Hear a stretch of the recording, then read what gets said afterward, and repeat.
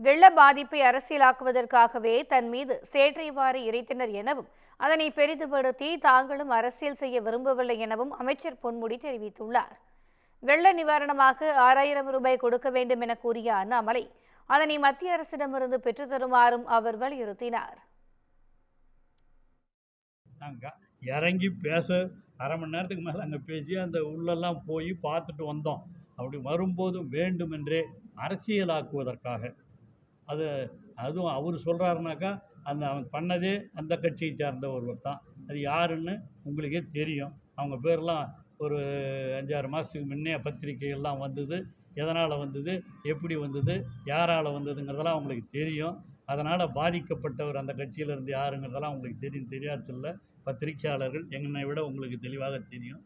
அப்படி இருந்தவங்க ஒரு அரசியல் பண்ணுறதுக்காக அது பண்ணாங்களே தவிர உண்மையிலேயே அங்கே பொதுமக்களுக்கு எந்த விதமான இதுவும் இல்லை. மாவட்ட ஆட்சியரும் அங்கேயே இருந்து அவர்களுக்கு அதனால தான் சாலை மறியல் பண்ணி தேசிய நெடுஞ்சாலையில் போக்குவரத்தையே நம்பிக்கை செய்ய வேண்டும் என்று ஒரு அரசியல் பண்ண ஆரம்பித்தார்கள். அதை தடை செய்வதற்காகத்தான் நாங்கள் உடனடியாக அங்கே சென்று அங்கே இருந்த மக்களோடு பேசி அவர்களை அகற்றி அந்த தேசிய நெடுஞ்சாலையிலே போக்குவரத்தையும் சரி செய்துவிட்டு வந்திருக்கிறோம். அதான் நடந்திருக்கு. உண்மையில் அதுதான்.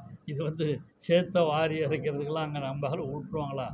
நாங்கள் வரும்போது பின்னால் இருந்துக்கிட்டு ஏதோ ஒன்று இறைஞ்சாங்க. அந்த சட்டையில் கொஞ்சம் அப்படியே இருந்தது தவிர வேறு ஒன்றும் இல்லை. ஒரு பெரிய இதாக நாங்கள் விரும்பலை. அரசியல் நோக்கம் அது எப்போன்னா தேர்தல் வரும்போது மற்ற நேரங்களில் அரசியல் நோக்கம் இருக்கும். ஆனால் இது வெள்ள நிவாரணம் அதெல்லாம் தீரி நாம் செய்யணும். அவர் இன்னும் கூட சொல்லியிருக்காரு 6000 ரூபா 2000 ரூபா வந்தாது 6000 ரூபா கொடுங்கன்னு சொல்கிறாரு. அதை சொல்ல வேண்டிய இடத்துல சொல்லியிருந்தாருன்னா இன்னும் கொஞ்சம் நல்லாயிருக்கும். ஒன்றிய அரசில் இருக்கிறவர் அந்த ஒன்றிய அரசிடம் சொல்லி அதையும் பெற்றுத் தருவதற்கு அவர் முன் வருவார் என்று சொன்னால் அவரை நாம் வாழ்த்தலாம்.